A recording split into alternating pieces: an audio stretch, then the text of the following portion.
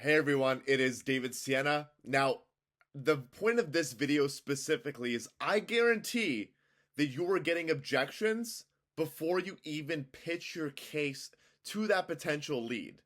Does that sound familiar? Well, if it doesn't, it probably sounds a little bit like I'm busy, call me back later.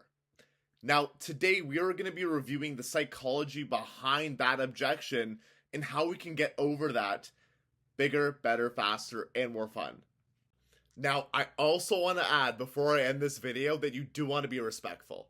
For example, I have a variety of case studies where I've utilized and leveraged this script, and I've been on the phone with individuals for 10, 15 minutes, getting all of their different pain points, qualifying the appointment and booking them in my calendar for a separate time. But I guarantee you there are going to be times where individuals, when you do leverage that script in 15 seconds or less, I guarantee some individuals are going to give you a quick pain point and then really say, hey, I'm actually busy right now.